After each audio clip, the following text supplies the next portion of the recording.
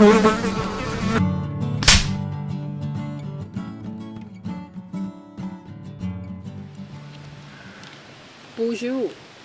Ajawagi Jigukwe Nindijini Kaz, Dora Amnann Nindigo, Jagana Shimong, Maingan Nindu Dem, Inanda Gukag Nindu Jiba.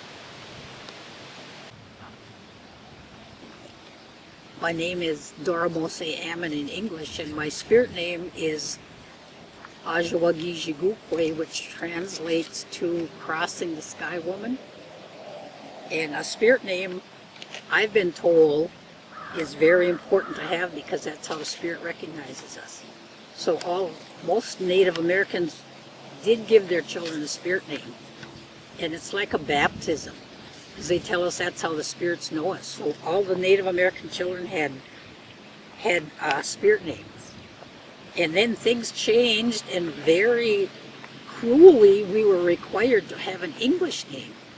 And I remember when I was young that the missionaries and the doctors told my parents that they had to have a name, and they had to have a name out of the Bible. So all my elders were either named Marie, Mary, or one of the ladies that were mentioned in the Bible. I remember because we went through a period where our religion was outlawed, and it was really a struggle for our people to give it up. But I grew up on the Round Lake Reservation. My parents lived in Balsam Lake, but I spent a lot of time with my grandmother because my mother had 8 kids, and the aunts kind of took care of one, and I stayed with my grandmother. And my sister Betsy stayed with my Aunt Florence, and my sister Carol kind of stayed with my Aunt Susie because they didn't have as many kids as we did. So every summer we'd come and spend time with our elders. But when I think about myself now, I think I've become what my parents were. I've become what my grandmother was. I've become what my mother was. Because sometimes when I deal with a situation, I think this is what my mother would do. So I guess the old saying that your kids become what you are is true, because sometimes I'll say to Brooke, oh no, I've become my mother. I've seen this on TV, and I find myself, I've become what my mother is. But it's a good thing for me, because I remember I lived the way they taught me. My mother and my grandmother taught me all the traditional things, all the way that they grew up. The going to ceremonies, being sure your kids have the spirit name, making sure that as a woman, you walk the earth as a woman, because we had special things we had to go through. We had to go through a ritual when we went from a little girl and our life changed over. They say that we're changing over into a woman. We had taboos that we had to do. And then boys also go through this. They have a time when their voice changes. They wake up when they have no voice. And so they have the men, uncles, educate them for a while to their responsibilities as a man. And then we were also taught the responsibilities as a woman. Because we're taught that women were very sacred and very held in high esteem, because we were the life givers. Without us, life stops. They tell us this. And so it's like a cycle. This year they tell us it's like a little girl is dying and a new woman is emerging. And we even emulate this in a dance. It's called the shawl dance. They have all these young girls that bounce around and flit around like a butterfly, because a butterfly will go into it starts out as a worm, then it wraps itself up in a cocoon, and then it emerges a beautiful woman. So we kind of emulate that procedure, or that translation from a young woman to from a girl to a woman. So when you see little girls doing the shawl dance, that's kind of represents that our part in our life. But I grew up as traditional, learning all the traditional things that our people live. And for a while our religion was outlawed, our language is outlawed, and we were not allowed to speak. And there was a lot of children around here that were taken away and put in boarding schools because their parents didn't want to send them to school. And because when we went to school, we were if we spoke our language or did something, we were disciplined. I mean, they were really mean to us at school. I remember as a young girl, I was really quiet and shy because when you speak two languages, you're not sure of what you're going to say, so you kind of just keep your mouth shut. So I was kind of bashful. They said I was kind of bashful because I didn't speak a lot. It was because I had two languages to deal with. So anyway, one time I forgot. I ran out to recess, and my older sister Betsy and Carol were running around there too. So I ran up to them. I was really happy to see them, and I said some words in Ojibwe, and the teacher heard me, and so she grabbed me by my ear, and she drugged me into the classroom, and told me I was not supposed to be speaking that language, and so that for the rest of the day I would not be able to play outside. And she took my fingers and she put them on a desk, and she took a ruler and was whacking me on the fingers. And so I sat at my desk and I cried for the rest of the recess, and I was hurt all day long. I couldn't concentrate. It just hurt so much. So then when I went home, I know other parents did this too. I mean, other kids did this. I went home and told my parents what happened to me. And there was nothing my parents could do but just kind of tell me, just go back to school and do what you're supposed to and all this. So I went back to school. And so a lot of parents didn't send their kids to school because of this, because of the abuse that they got at school. So then the government workers would come out because they weren't sending their kids to school. And my mother and dad didn't want us to be sent away to boarding schools. So they made sure we went to school every day and followed all the rules. So as a result of this, all of my brothers and sisters graduated from high school because we were threatened with the fear of if we didn't go to school, we would be sent away to a boarding school. And I remember when I used to come out here and spend time with my grandmother, I would walk these roads. It was a dirt road. And I would walk the road to go down to visit my cousin Ida, or I'd go visit my aunt Florence and play with Russell and my cousin Larry. And we would hear a car coming. And we had a fear of maroon-colored cars because the government cars were maroon. And I remember because those cars, anytime those cars arrived in the village, it seemed like there was somebody being taken away. Someone's kids were being loaded in by the social workers and the sheriff and being hauled away. And I remember the parents crying, the mothers and the aunts screaming. And after a while it got so that if there was any maroon cars coming in the village, the parents would send their kids out in the woods, and you know, if you wanted me, you had to find them. So then a lot of the kids just hid in the woods until the government workers gave up the search. But they would keep track of attendance at school, and if the attendance was low, then they'd be out looking for you. So we kind of grew up with that fear. So we went to school every day and made sure we followed the rules. Went to school every year. They even required that we had to go to church. So then they used to send missionaries out here, and they'd set up big tents in summer.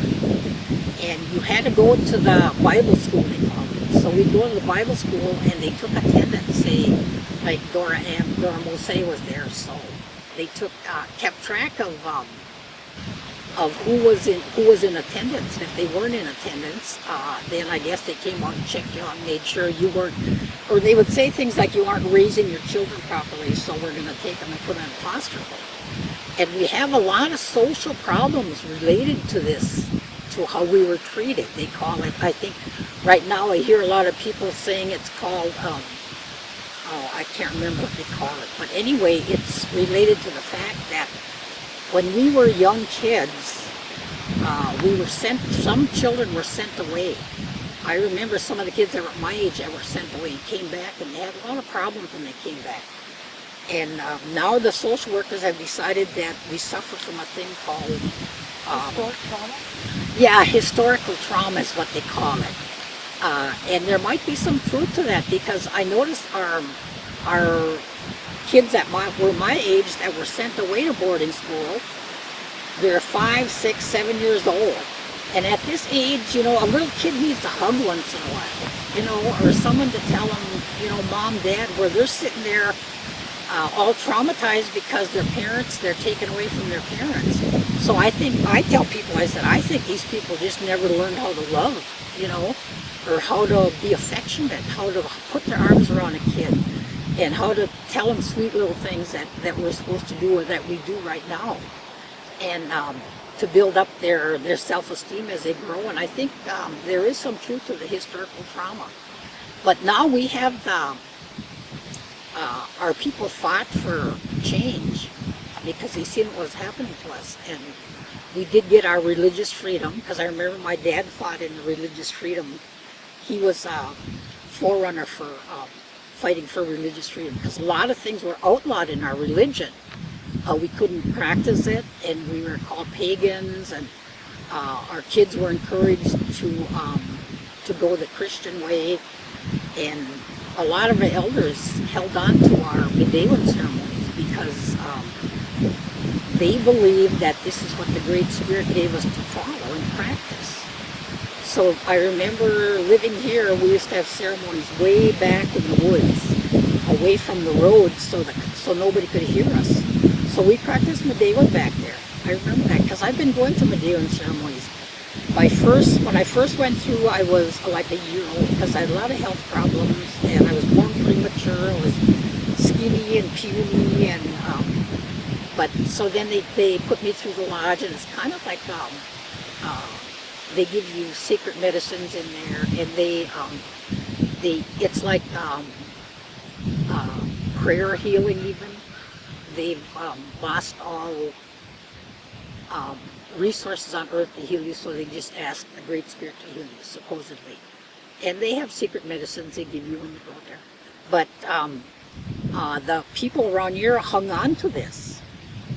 And we still, finally it's coming back now, because our people are beginning to realize that they have gone to church and they didn't feel complete, or something was missing. I mean, this is not what I am. And I myself was forced to go to church. I went there, but I also had the teachings in the back of my head that my parents gave me. My dad and mother would tell me. I remember after we could open up about our religion, my dad would say, learn this first. He said, your spiritual teachings are more important than what you learn at school. He said, if you learn your spiritual teachings and teach your kids this, he said, what they learn in school will come easy because you'll know what they are. And I'm beginning to see that. You know, as you grow older, they say you develop wisdom. I guess I've just gotten older and developed a little wisdom. So I tell everybody, take your kids and teach them all the things. Take them to ceremonies. Teach them how to respect all the things that live on earth, because that's what we're told. Because the earth is our mother, we call it. Because our mother, we say, gives us everything we need. She gives us love, comfort. She feeds us. We think the earth feeds us. And it does. The earth feeds us. It gives us all these animals that run around. It gives us all these plants that grow here, and it gives us water. So we're all kind of schooled to take care of the earth. All Native American people are, wherever you go, they say the earth is our mother. And that kind of is how it ties in, is because we believe the earth supplies everything for us to live a good life. If we pollute the water, or if we dirty the air, none of us are going to live. The plants are not going to live, the animals are not going to live, nothing is going to live if we don't have clean air and water. So we have to take care of these things. It means more than making millions of dollars digging up the earth to look for oil, or to look for something mineral that they think is valuable. So we kind of look at the earth as our supplier of our life, or it helps us, because people are needy. The Great Spirit says you need the earth to live, so take care of it. So that's kind of how we were raised. But we still are now bringing back the Medieval. There's really a lot of people coming back to our original religion, because I remember my father. His name was Archie Mosey, for some of you that don't know. He was my teacher. And I had grandmothers and aunts, and I had my dad's mother, my mother's mother, my dad's dad, all these old people around me that were teaching me. Every time I go to visit somebody at their house, there was my aunt. If I did something wrong, she had the right to correct me. So they had all these people watching us saying, don't do that. Um, so we kind of grew up that way. And it's a good life. It's been a good life for me. You know, when I think about it, I think I've been everywhere and I've done everything. And I've traveled a lot in the world. I was lucky and fortunate enough for that. And I think I come back, I'm still just a little old Indian from Round Lake, you know. And no matter where I go, no matter what I do, if you try to be a movie star or a rock star, I said, you'll still just be a little old Indian from Round Lake, you know. And I have found that to be true. So, but it's a good life. I like it. I encourage all the young people to learn their traditions and their beliefs that their parents have to teach them. Pay attention, because right now, if you take a little kid that's 4 or 5 or 6 years old, they're naturally curious and they want to know what makes the moon big and what makes it small and all this stuff, you know, and they want to know about the fish, you know, how come fish can live underwater, and the little kids ask me that, you know, and they'll even ask you about like the turtles, you know, how the turtles can breathe underwater and all this. So if you teach them all these things, you know, it's their natural curiosity. They'll remember it when they get to be 30, 40 years old. When they have their own kids, they'll remember what to teach them. So actually, parents are role models for their kids, and kids will follow and do whatever you teach them. Because I'm an example of that. I'm doing what I'm living the way my parents did. My kids have spirit names, and their kids now have spirit names. They kind of pass it on. And there's Grandpa told me one time that if you don't teach your kids, somebody else will. You know, he said. I remember he used to console he helped establish an alcohol rehabilitation center up in Spooner. Probably a lot of you know that it's called Indayang. And him and Harold Frog started this because we had a lot of people that were having alcohol problems. And they were going to AA, but they weren't making it because AA built their cure on the higher power. And they saw that the Native Americans looked at the higher power from a different angle. So they thought, well, we got to start teaching our traditions to these people. So they started doing that. I was rattling on about how my elders were my teachers. All of them were teachers. If I were at my aunt's house, she would instruct me, or she would watch, like, if I went to another aunt's, they would kind of keep an eye on me. And even ladies that were not blood relatives would know what was going on with my life. Like I was going through my change of life as a woman. We would have a feast to let everybody in the village know, well, everybody, you know, she's going through a change of life now. And there was a feast going on every day because something was happening. Something was always happening, like a newborn baby. There was a baby born, so they would have a feast like 4 days after the baby was born, and we call it now the new arrival feast, you know, so the kids will understand what it means. But I remember when a baby was born, within 4 days they would have a feast. And it was like just to acknowledge the arrival of this new little spirit on earth. So there was feasts going around all the time, and then they had they call it the first kill for the boys.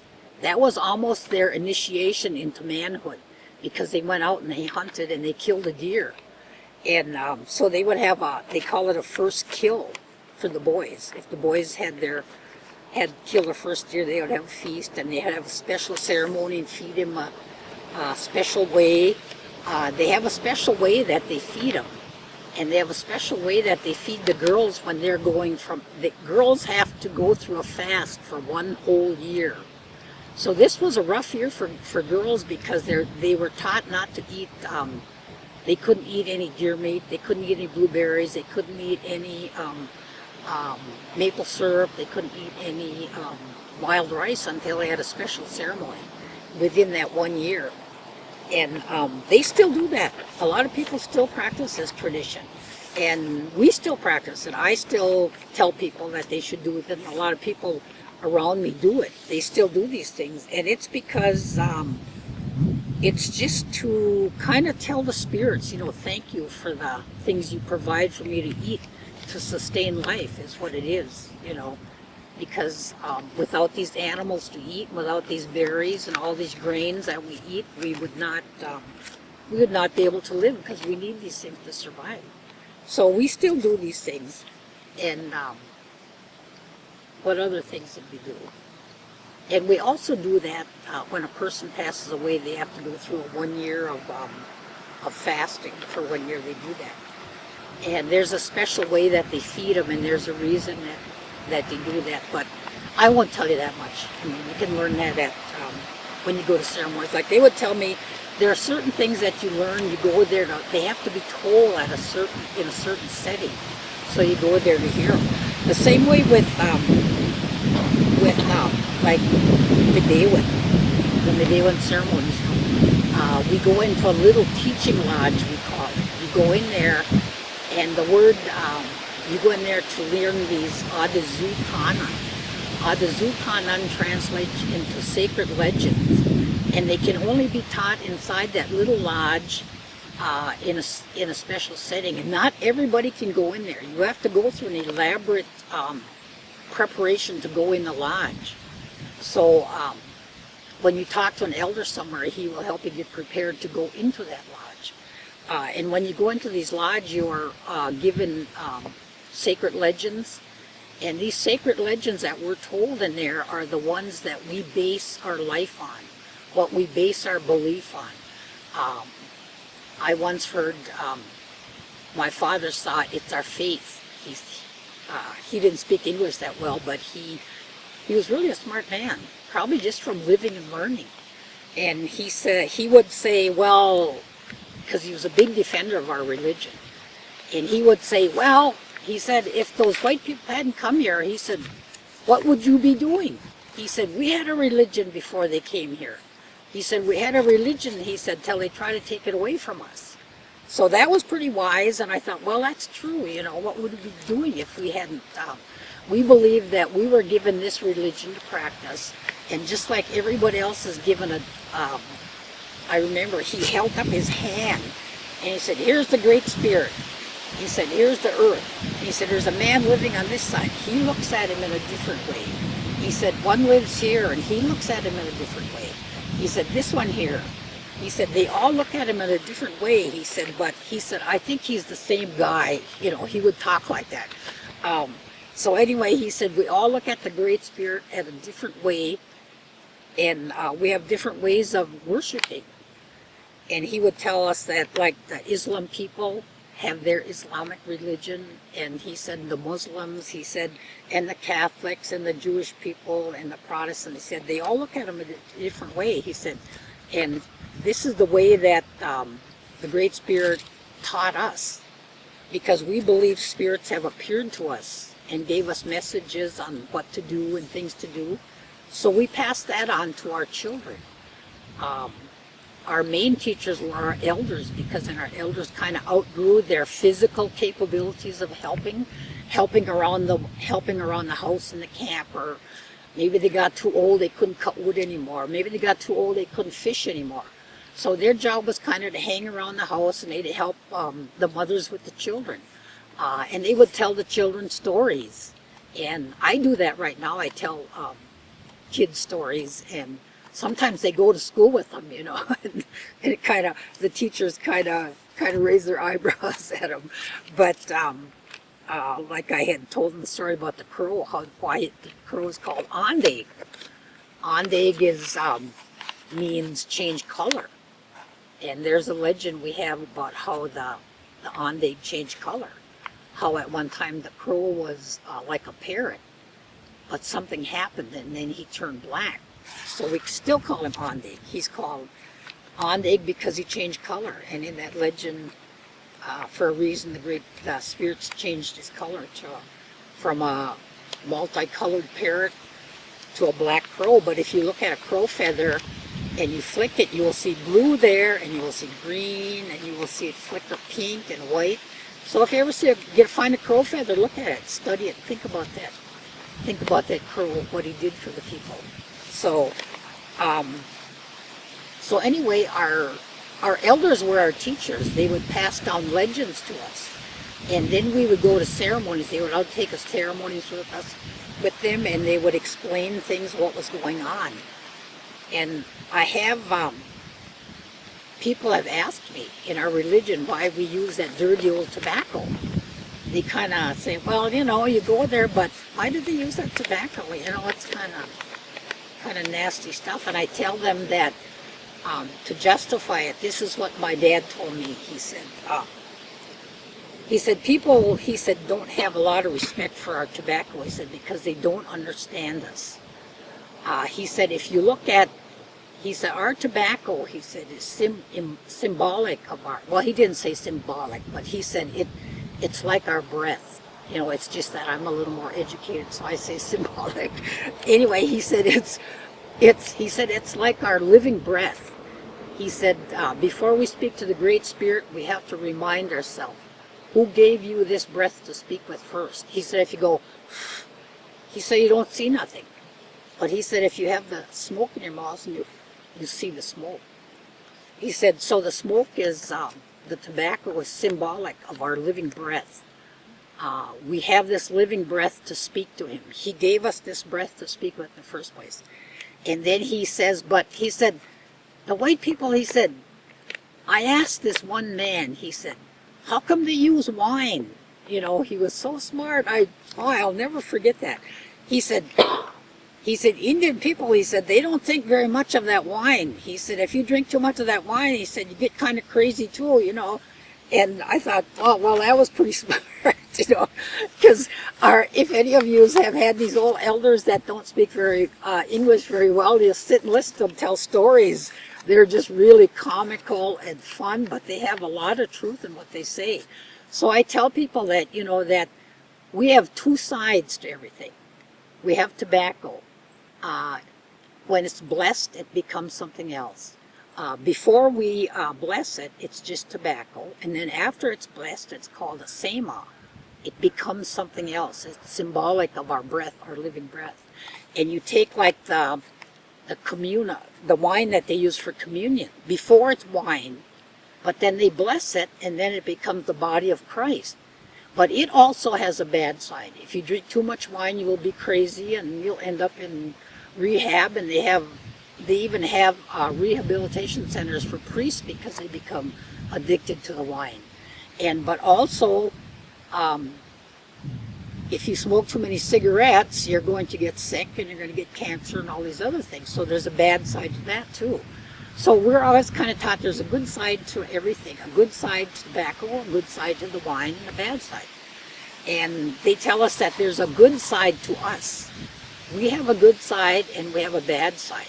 We're like a twin. We have an evil side. And so we have to work to make sure the good side prevails because it's strong. The bad side is stronger. So grandmothers are always, and aunts are always teaching us to be a good person. And they would say things like, don't kick that dog, you know. That dog might be Winnebuju, because we had Winnebuju was a spirit that lived among people, a very powerful spirit. He could do things he could touch it with his hand and it would change something else. So they would always terrorize us and scare us, say, don't kick that dog. That might be Winnebuju. So maybe they were just teaching us how to teach that dog respectfully. Or they would say, be nice to that person next to you. It might be Winnebuju. And so they would tell us Winnebuju stories.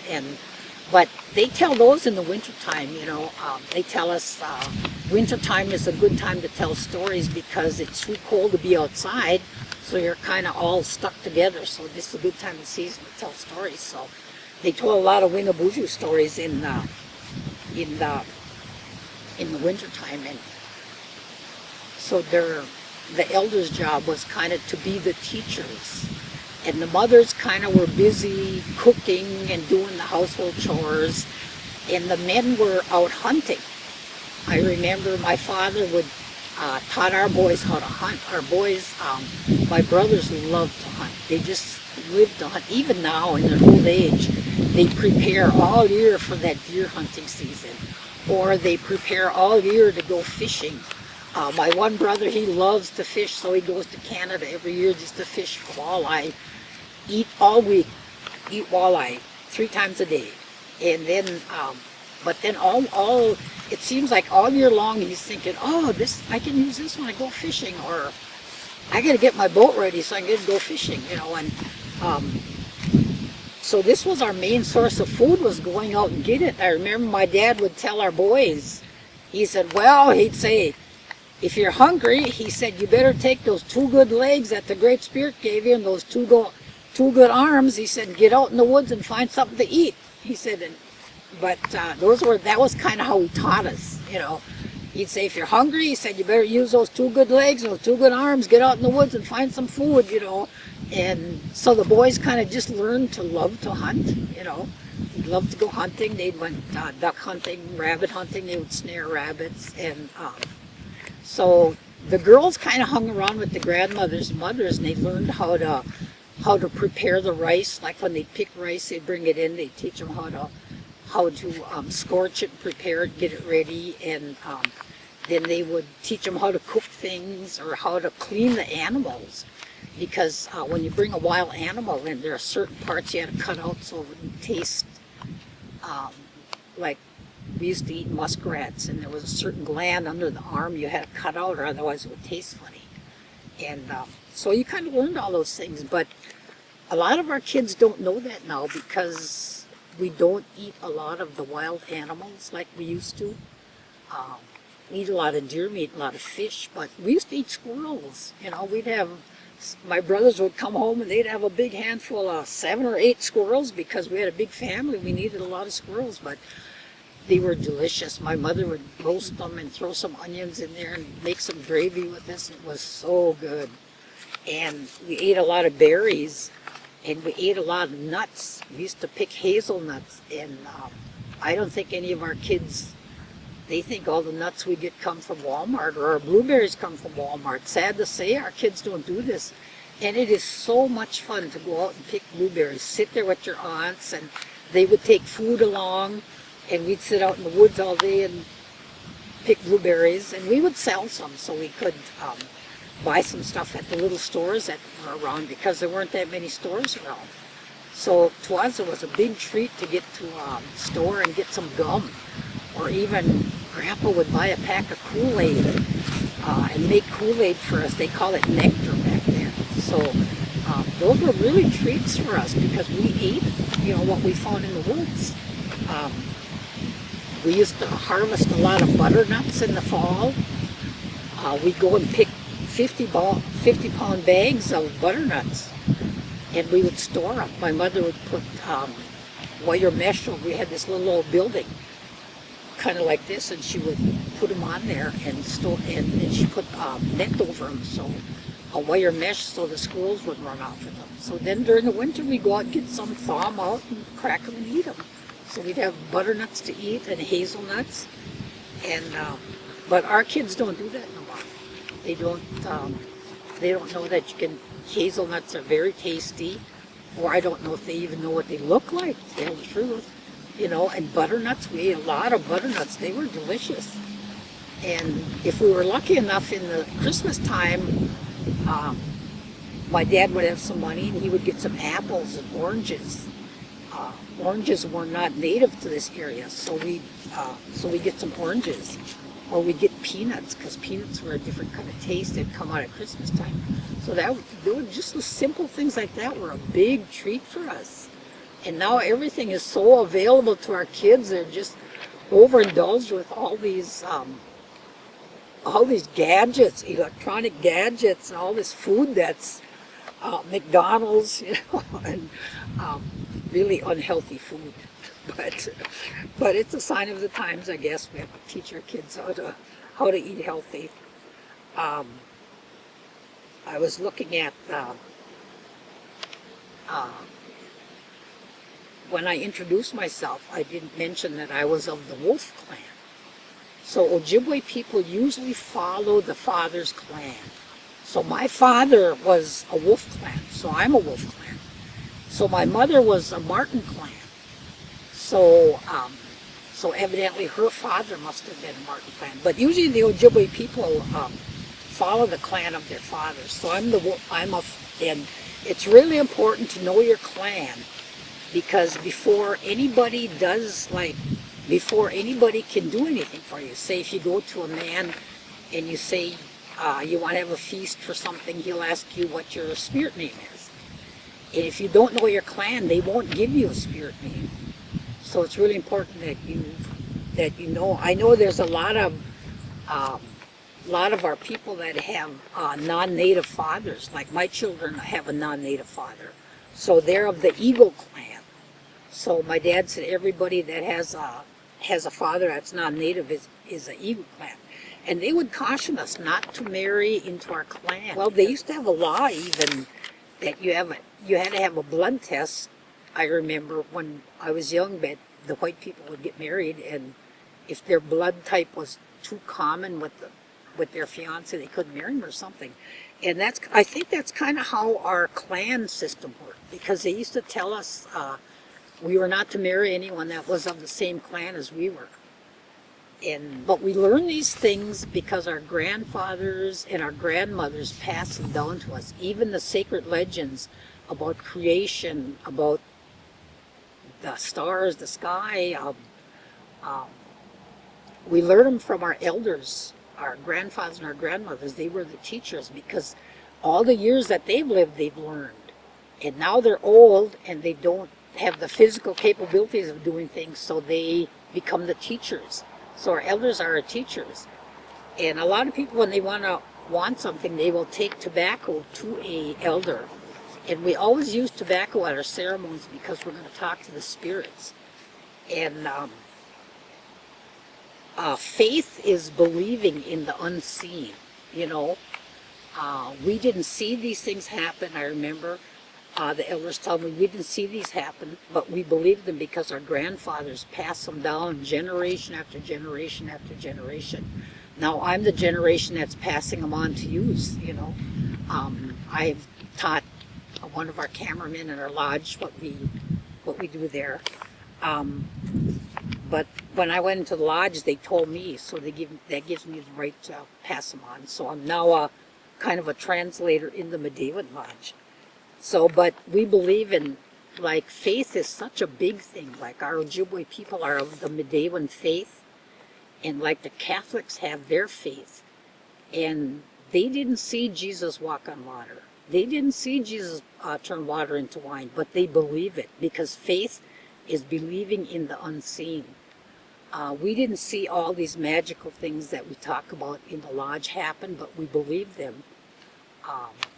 Because our grandfathers passed them on down to us. And in the Bible, they have saints that are called Matthew, Mark, Luke, John. I'm sure they were somebody's grandfathers at some time or other in their life. So we can kind of look at things like that, you know, passed on by our grandfathers and our generations before us. So they keep, but the only difference is we don't write our ceremonies down. We have to go into the Medewan Lodge to hear them, because the Great Spirit, or the Great Spirit, the Spirit, somebody had told us this is how he wants us to do it. So we still do it that way. We haven't changed our religion to suit the times. Like a lot of religions change, suit the times. We don't change our religion. They tell us all the time, you can't change it, don't change nothing, listen, pay attention. Like, we don't deal with issues like abortion. It's unthought of. If you want to do it, but you suffer the consequences. Now, they have churches that they have debates. They're allowing it, let's say, is abortion allowable, and they're passing it laws. We don't have those. It's already been given to us. We don't do these things. We don't, like Native women do not sit at the drum. Maybe in other tribes they do, but Ojibwe women do not sit at the drum. We were already told this for a reason, we learn. So we just don't do it. We can't change it to, you still don't see them. we're still living with that. Women do not sit at the drum. But a lot of these things we learn in the Medewan Lodge, and we can't tell you unless you've been in there. So the Great Spirit told us this was how He wanted us to do it. So we still do it. We don't build. We still use the old sticks, because there's those trees that we use for the Medewan Lodge have a special story behind them, why we use them. I can't tell you that, but they have a special reason why we use certain trees for building the lodge.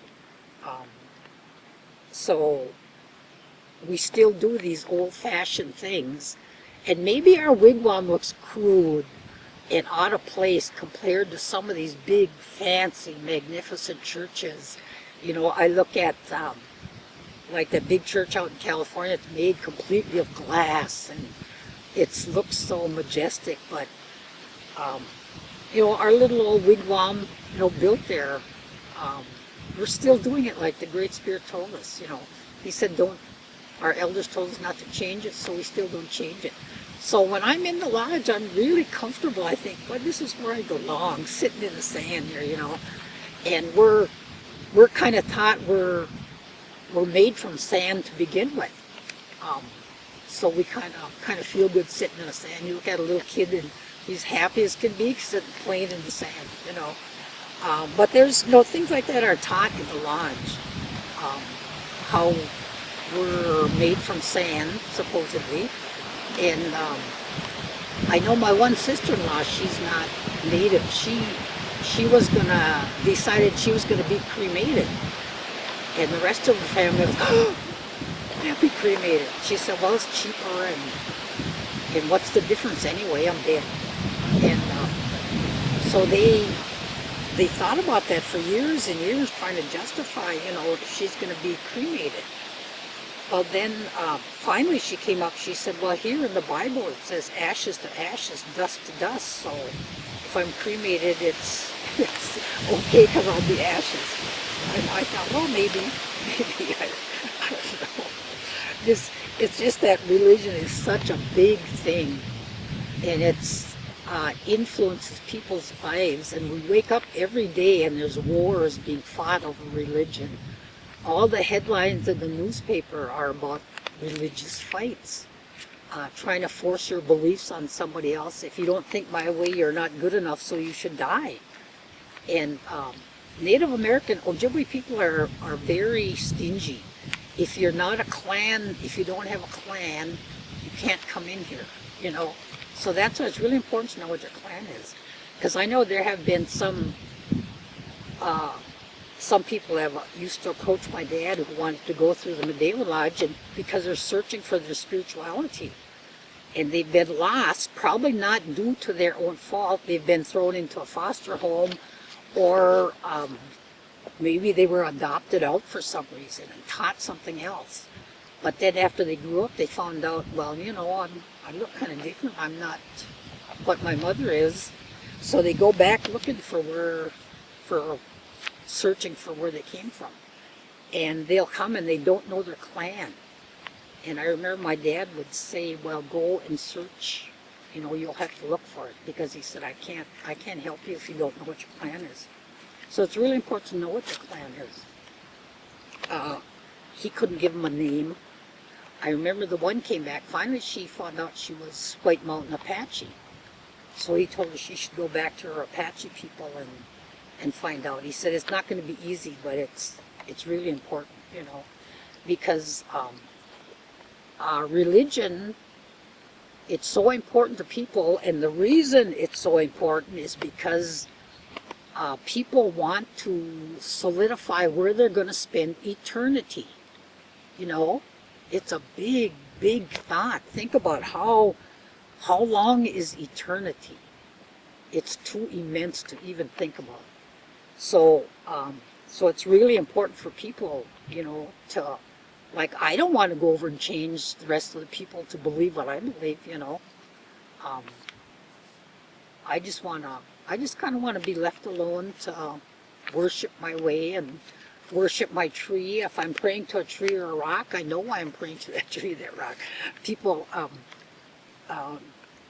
we have so many spirits on earth that take care of things for the Great Spirit, let's say. Um, like the Catholics have a feast that's called the Feast of St. Francis of Assisi. Every spring they have a feast called the Feast of St. Francis of Assisi. And his job is they bring their animals to bless him. So his job is to watch over the animals. Well, we have a spirit that watches over animals too, but I won't tell you about him. I'll just say we have a spirit that does. And we believe that the Great Spirit put spirits on earth to watch over things, and we consider the earth his garden. You know, this beautiful earth is his garden. All these beautiful plants growing on here, all these beautiful trees. He takes care of them, how they change from green to a beautiful orange, red in the fall. And he makes them different to grow in different things. Like there are certain plants that can grow in the sand, there are plants that can grow in the water, and there are plants that can grow above the earth, and there are plants that will grow off other plants. And so that's why we think the earth is so sacred, because it belongs to the Great Spirit. It's his garden. He plants it. He takes care of it. He lets us live on it. He lets us live on it and use all these things.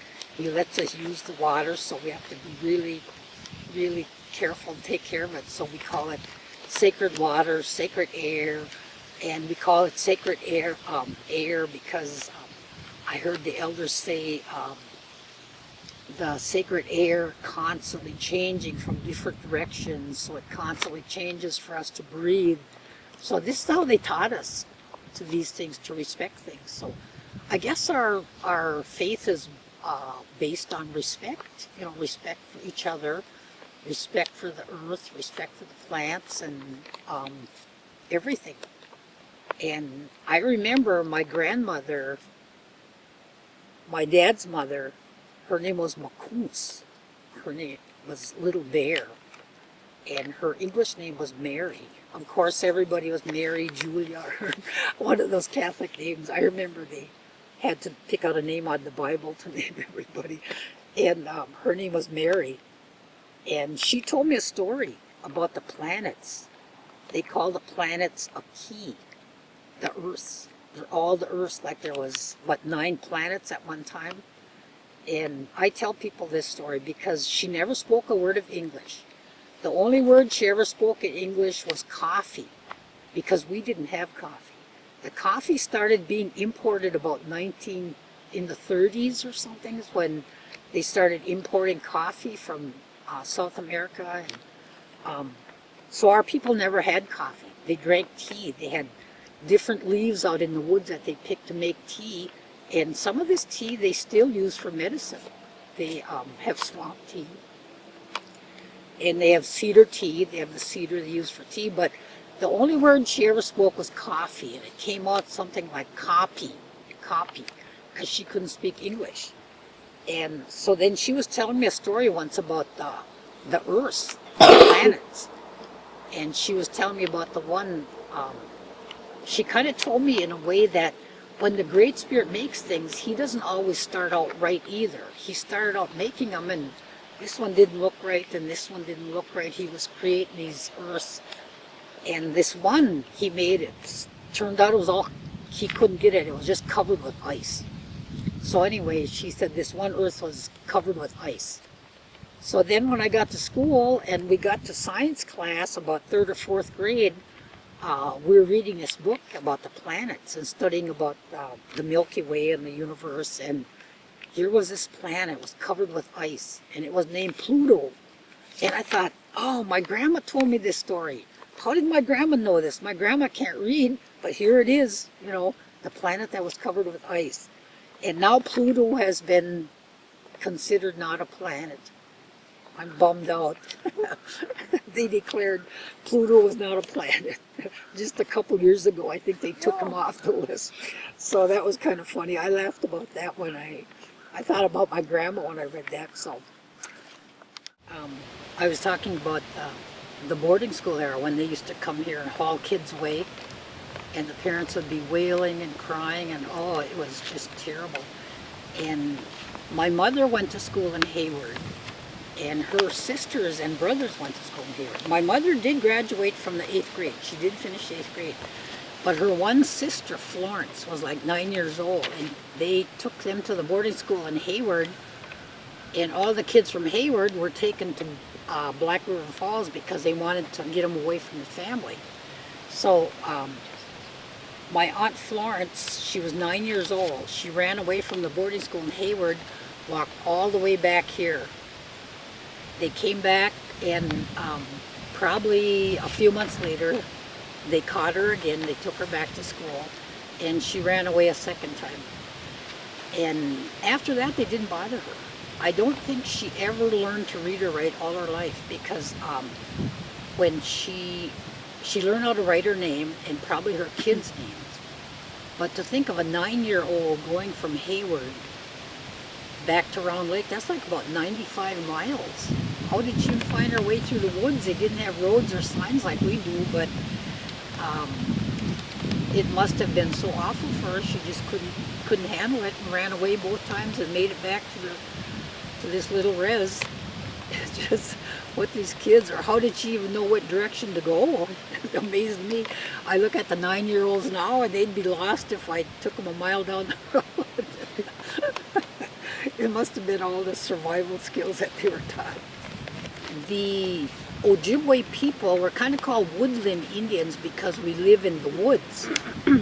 And I heard a story told to me by my elders that one time everybody, it seemed like, had their big Trail of Tears, or the Great Migration.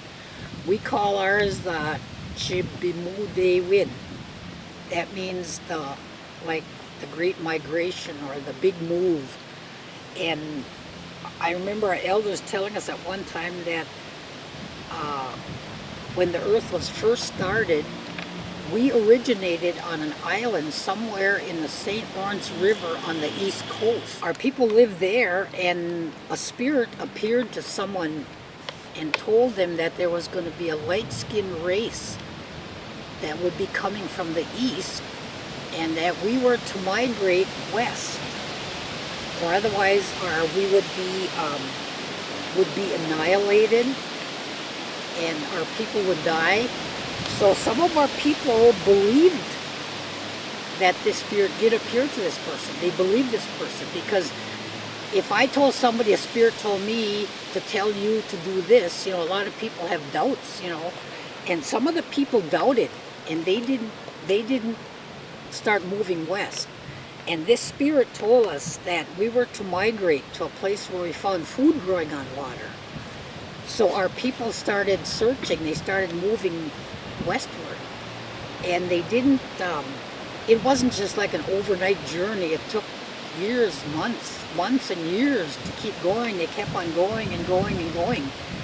And finally they followed the Great Lakes, because they followed the water, because some went by boat and maybe some hiked along. But during this Great Migration, along the way, some people stayed. Like there's some people lived in eastern Ontario, and some live around Sault Ste. Marie and the lower Michigan area. And my father and I once took the trail back, the migration path.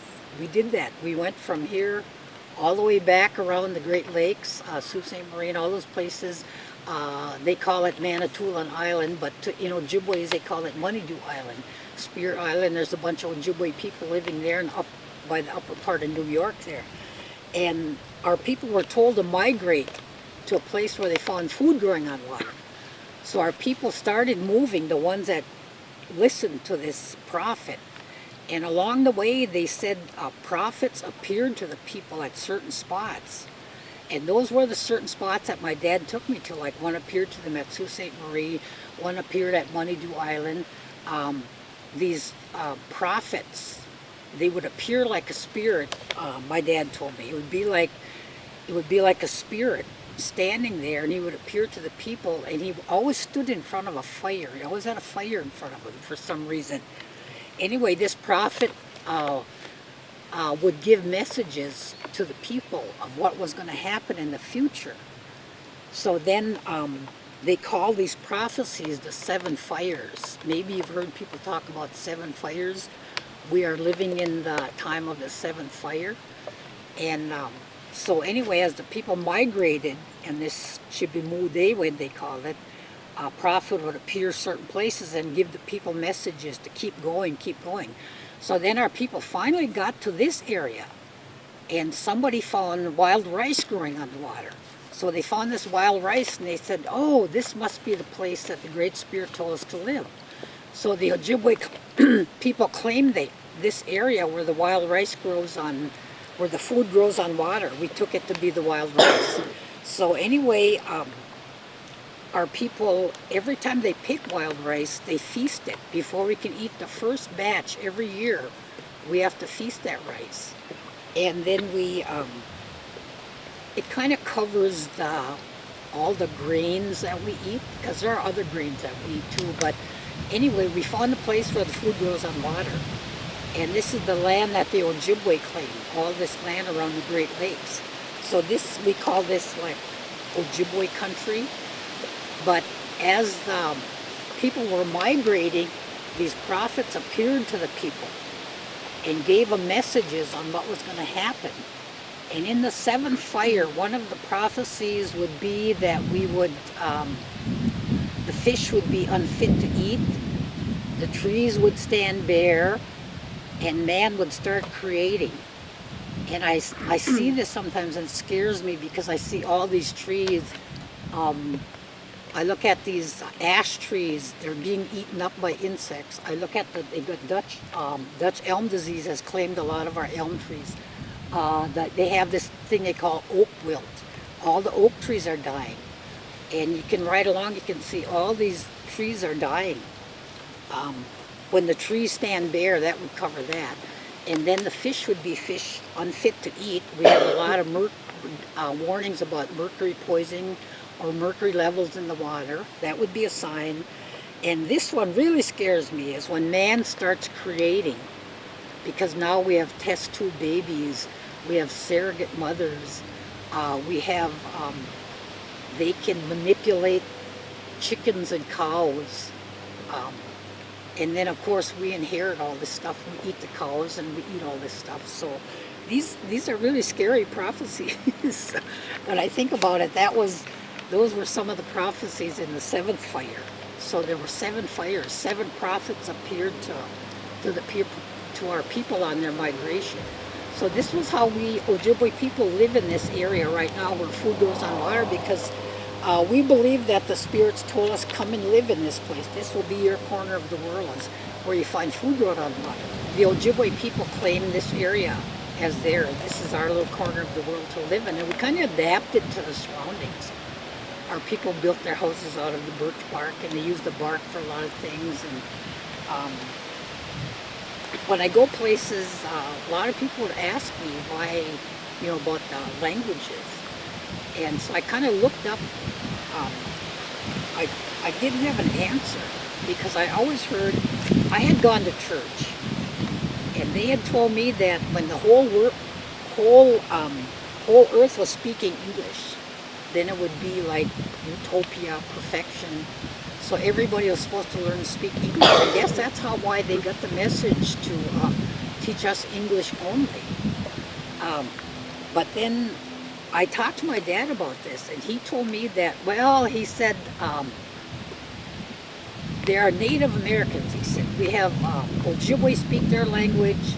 He said the Lakota people speak their language. He said the Pueblo have a different language than us. He said, and he said we're like the animals. He said we're like the birds. He said there are different kind of birds. He said the robin sings a different song from the blue jay. The blue jay doesn't sound like the crow. The blue jay doesn't sound like the eagle. And he said, and the wolf doesn't sound like the bear, and the bear doesn't sound like the buffalo.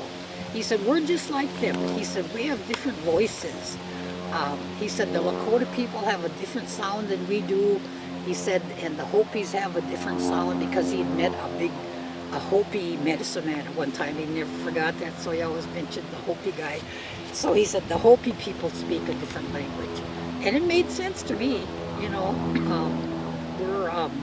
we're like species, you know, we're like a species of people. Like you have birds, different kind of birds, different kind of animals. They all have a different sound. And so this is why he told me, he said it was important that we learn our language because the Great Spirit made us Ojibwe, so we should talk to him in Ojibwe. That way he hears our prayers or understands what we're talking about. So that was why told me it was so important to learn the language. And it kind of rubbed off on my daughter Brooke because she grew up as my daughter, and I tried to teach her the traditional things that I was taught. And she was always by me when I was by my grandpa, and she thought really just adored her grandpa. And she had lots of fun with him, and she learned a lot from him. And I think that's where she got the idea. Now she's trying to teach or get a language immersion school going. So I think that's where she got that idea of how important it is to know your language. So I think it's important for the Ojibwe people to try to teach their children the importance of the language, because it all goes back to that, where will you spend eternity? You know, you got to teach your children some kind of religion, you know. When I went to church, I was not comfortable because I always remembered I had to have tobacco. And these people were trying to make me pray, but I don't have no tobacco. But I went along with the show because I didn't want to be taken away from my family, because a lot of children were taken away because their parents didn't send them to church or to the Bible schools that they used to have here. And so I kind of went with the flow, and it was kind of survival, you know. It was a survival thing. And I remember my friend Benny Rogers, he lives up in Hurdle. I remember when he was taken away. They used to live right up there. And they came and they took all their kids away. And I remember all the crying, and all the mothers and grandmothers were wailing, and this helpless, you know, they're taking our little kids away. And Benny didn't come back till he was about 18. When he was of legal age, he lived in a white foster home. And now, when I talk to him, I always give him a big hug because I remember when we were little. And I asked him, I said, how did you remember your language? Because he's a fluent speaker. And he remembered that. And I told him, I said, you should write a book on how you survived, you know. I said, because I said, you were taken away when you, at a young age, your language was taken away. I said, now you came back, and I said, and you remembered you're a fluent speaker.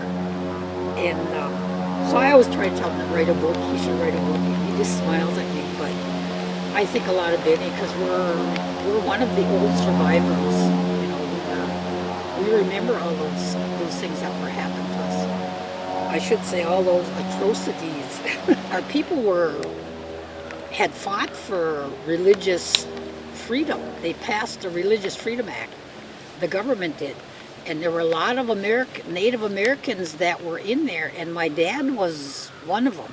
He would go to these Senate meetings and congressional meetings while they were discussing and allowing all these things, because the one thing that we use a lot of the animals in our ceremonies, like the deer. Like we always try to use, we call them a boss food, like our lead foods, like a deer or a blueberry or something.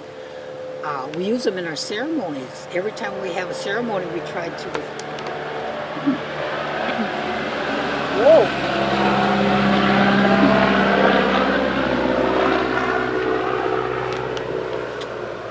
That's them now.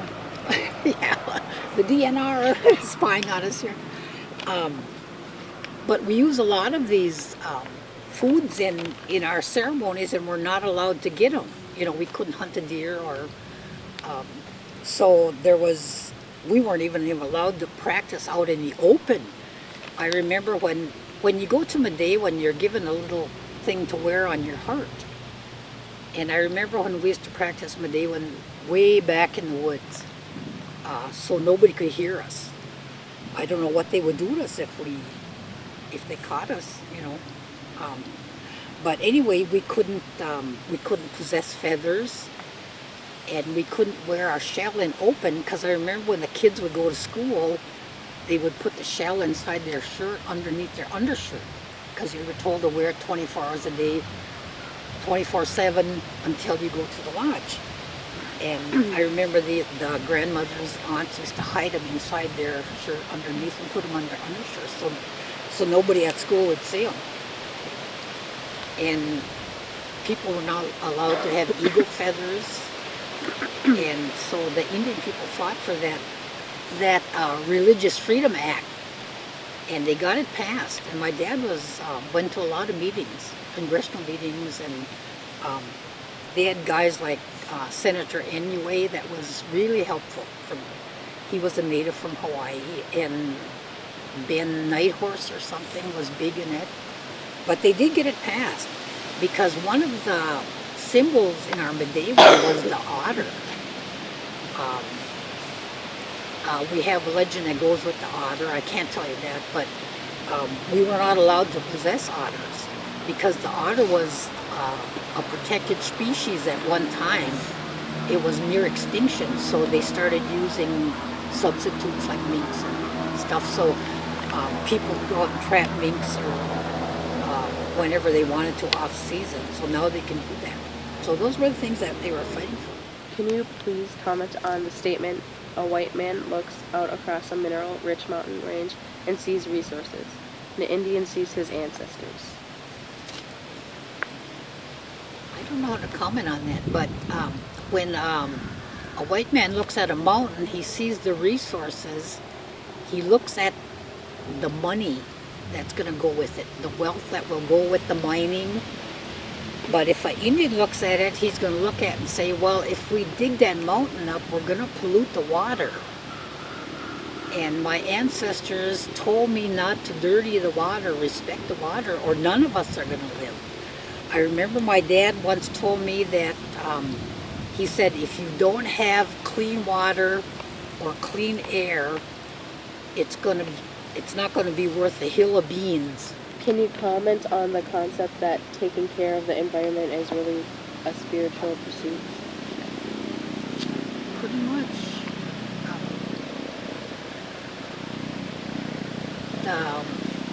Our whole the Native American teachings are all based on taking care of the environment because it preserves life, it sustains life.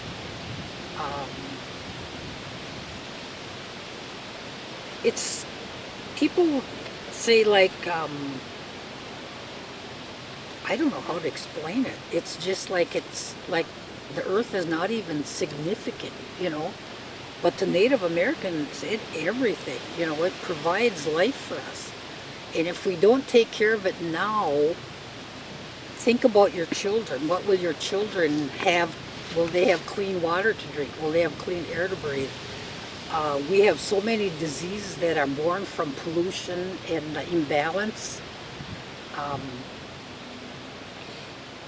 It's just, I don't know, the Native Americans just worship the earth. We just love it, you know, because if we don't have it, none of us are going to live if we don't take care of the earth. So we all have to work to take care of it. I noticed the government is working now they're beginning to see this. You know, they have a lot of regulations on mining and a lot of things, so that's a good sign. But still, there's that 7 fires.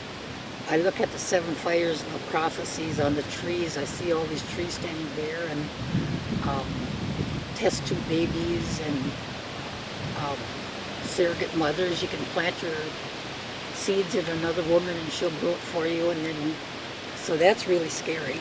That really scares me. But when we look at a mountain, we look at it differently. We're trying to save it for our future generations, because they always say, think 7 generations ahead. What's it going to be like 7 generations from now? I don't know, what's a generation? Is what, 100 years? Would you consider a person lives 100 years or less? So you would think, what's going to be going on in 700 years from now? if we don't take care of the water, and if we just don't take care of the earth, it's not going to be here. It's going to be all off balance, and there'll be no survivors. Because even now we're the victims of our environment. All the diseases that we have, all the water's polluted, the air's polluted. So I guess that's how we look at how Native Americans look at the people. While I'm encouraging everybody to learn Ojibwe language, it'll help you in your life.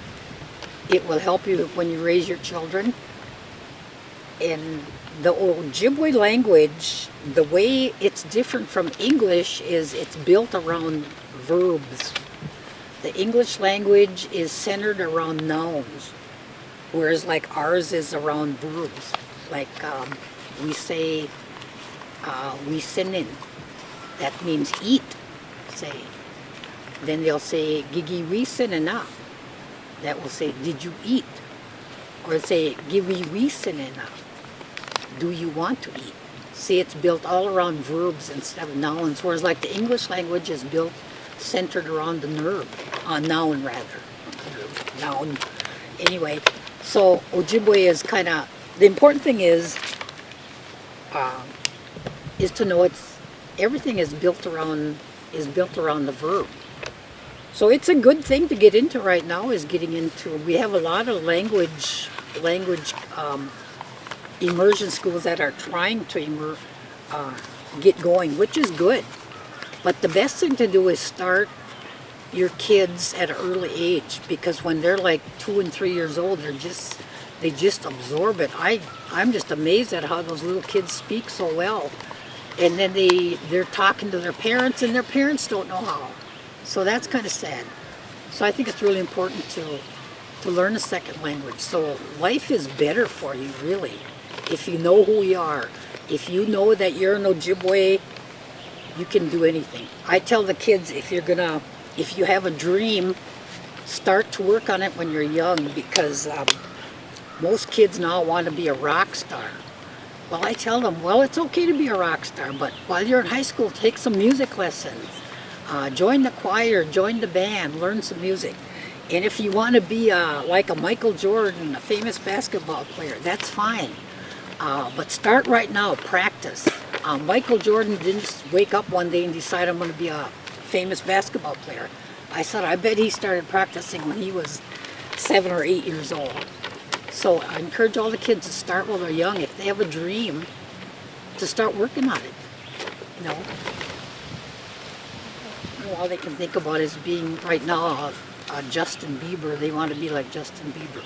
Well, then they should take some dance lessons and some music lessons. You know, it'll fall into something. And I tell them, I know this one kid plays the guitar, and I told him, and he's pretty good at it. And I said, sure. I said, where do you think rock stars come from? I said, they don't just come from Hollywood. I said, they come from all over. I said, Bob Dylan came from Zimmerman in Minnesota. I said, you can do it. But he loved his guitar, so I try to encourage him. I always do that. So, and, but while you're working on your dream, you'll be all alone, because your friends will not want to stand and dribble a ball with you. They probably won't take choir or music lessons with you. So keep that in mind while you're thinking about what you're dreaming about being. If you want to be a doctor, you'll probably be studying all by yourself, and all your friends will be out partying. And so, but the main thing is to learn your Ojibwe language and to learn your traditions and the Ojibwe spirituality. Very important. They give you strength and keep you going.